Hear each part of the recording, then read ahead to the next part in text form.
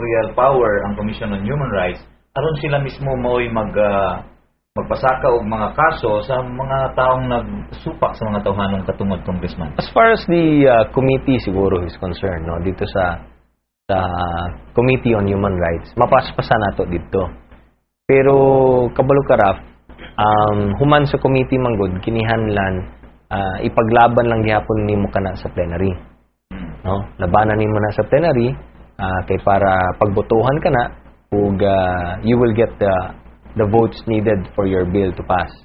Human dito sa plenary, ang sunod nimong laban dito sa Senate. No? So, pagsaka dito sa Senate, siyempre, you have to ensure na pasahon po na sa Senado. And then, kung doon na may mga kining mga provisions that are conflicting, ang sunod na nimong laban, dito na po sa bicameral committee. Then after that, siyempre, kinihanlan ang paghatag ka na sa presidente, unya, paglaban nimo na dili ibito sa presidente. So, taas-taas sa proseso. Oo. Apan ang advantage lamang na vice chairman ka sa Committee on Human Rights is that number one, kung ikaw ang proponent, siyempre, mapaglaban na nimo dito sa Committee on Human Rights na ipasa na nila o i-sponsor na dito sa floor. So, as far as the Committee on Human Rights is concerned, advantage kita na kay kita ang vice chairman dito, we'll be able to use our influence to have a smooth sailing, na mas smooth sailing siya dito sa committee level. Di pa lang dugay, Congressman Carlo Nograles, amin na siyaran nga, ikaw, nanawagan kang Secretary Leila de Lima sa Department of Justice ba nga, kini siya kanhing labaw sa CHR nga ipagawasan niya ang CHR findings sa ilang investigation ganyan sa Davao Death Squad. Nagtuo ka ba nga doon ay makabungog ka balita diya sa CHR report na kanabutan sa DDS kung Davao Death Squad Congressman Carlo wala ta kabalo kung doon ay makabungbungog ba diya. Pero naghulat lang ta. No, actually this is something for Davao City also na. Siyempre, kitang tanan, dili lamang ako, pero kitang tanan, gusto po nato makita kung sa'y unod niya ng committee report, di ba? The fact-finding report sa Commission on Human Rights, di ba? We're curious, no? And in fact, it is our right, no? Katungod nato na makita ang mga resulta sa investigasyon. Kaya siyempre, dili maayo ang imahe nato dinhin sa Davao City. And we have to find a conclusion dinhi, no? Katapusan dinhi sa nahitabo nga extrajudicial killings. So at the very least gusto nato makita kung unsa bagyoy ang nakita sa Commission on Human Rights. Mao ni ang atong panawagan. Dili sa unsa, dili kay duna kitay suspicion or suspected nato nga mao ni ang mahitabo, but only because niabot naman ganin na sila dinhi, nagconduct naman ganin na sila og investigation. And gipahibalo naman na sa tibuok nasod ug tibuok kalibutan nato na mao ni ang nihitabo. It is just proper na mahibalo pud ta kung unsa ang resulta sa nahitabong investigation. So mao ni ang panawagan nato tanan, it's at least for the sake of curiosity lang ba or para doon na katapusan kini kinihanlan na gyud tingali na igawas na siya para makita gid nato, di ba? Unya then we can move on to the next level, di ba? Malantawan ba nimo, Congressman Carlo Nograles, ang problema may kalabutan sa DDS suglain pang matang sa private armies? Masulbad ka karon ni Attorney Leila de Lima isip nga mo'y labaw sa Department of Justice dugang pa sa mga gingon nga may sugong pulong ganyan ni Presidente Noynoy Aquino nga iyang silutan ang mga responsable sa gingon nga walay puas sa kasong pagpamatay sa Davao o sa tibok nasod, Congressman Carlo. Well, we're always hopeful na matapos ng extrajudicial killings dili lamang sa Davao City kundi sa tibok nasod nato, no? Pero kining atong paglaom, siyempre paglaom lang na siya, mapabili ang paglaom kung dili na lihukon, no? But dili aksyonan. And I hope, no, that with the new leadership, tutukan gud nila kini because killing injustice ka na. Ug ang mga biktima sa extrajudicial killings, ang ilang mga pamilya, naghulat lang sila og hustisya. So kinahanglan tagaan pud nato og hustisya kini. And it comes, moabot lamang ka na kung dunay mo-prosecute. Kay kung walay mo-prosecute, then walay gikahadlukan kining mga kriminal or tungod kay siguro kay kusog ang ilang gahom, taas ang ilang gahom, dili na sila muundang. No? So, I hope that we can prosecute, that the Secretary of Justice will use her powers na i-prosecute kay para mapugna na nato kini. Kay karon murag ang nabasa nako murag balik na pud. Di ba? Nibalik na pud. So kana pamatuod lamang kana na wala lang gyapon sila mahadlok. Kay lagi wala may gipreso. Di ba? Okay. Congressman Carlo, napili ko ka nga to sa committee on House Committee on Good Government. Ug sayod mi nga gusto nimo mahatagan og nipon kining Commission on Audit no or COA. Pananglitan og maluso ra gyud nimo ang balaod nga mahatagan og gahom ang COA. Pwede pa ba nila balikan og mapasakaan og kaso kadtong mga opisyalis kaning opisyalis nga nagwalda sa kwarta sa panggamhanan, Congressman? Of course, any crime committed against the government, labi na kini ang pangawkaw sa kwarta sa gobyerno, kwarta sa katawhan, walay prescription kana, walay expiration. No, any crime committed against the government will not expire. Kung doon na kayo makita na anomalya diha bisan unsa nga tuig pa tong nahitabo, pwede pa nimong balikan kana siya. No, and ang Committee on Good Government sa House of Representatives, kami ang ga-investigate ug sa Senado pa na siya mo nang ginatawag na Senate Blue Ribbon Committee.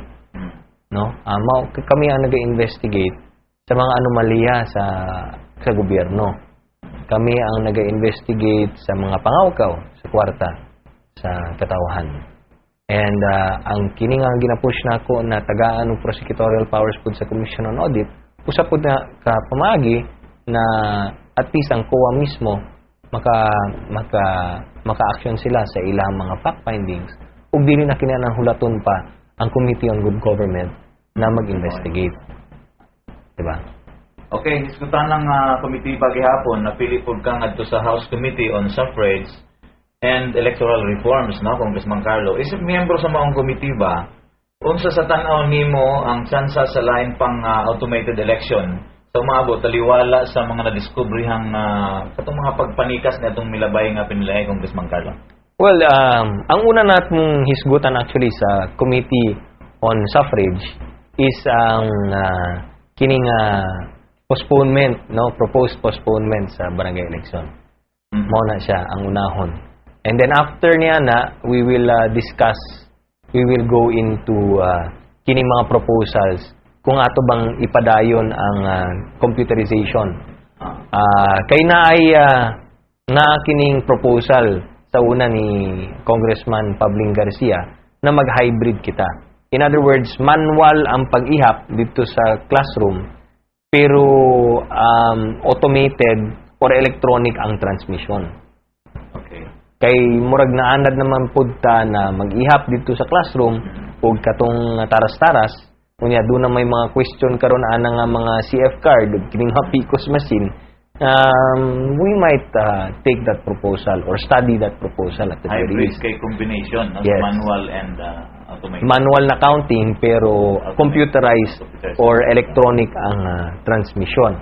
Otherwise, kung magpadayon lang gihapon ta sa automated election, daghan ta mga provisions diya sa balaod na reviewon sama sa digital signature, sama ng mga kining mga security features na atong buhaton or i-impose nato na security features ang pagsunod nila sa security features kay daghan ta mga security features na wala nila gisunod, no?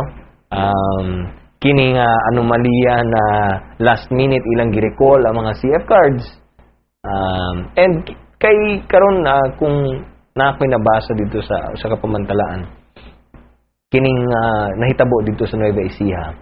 Dunay usa ka taon diha sa Nueva Ecija na ang napildi na kandidatong pagkamayor nagprotesta karon.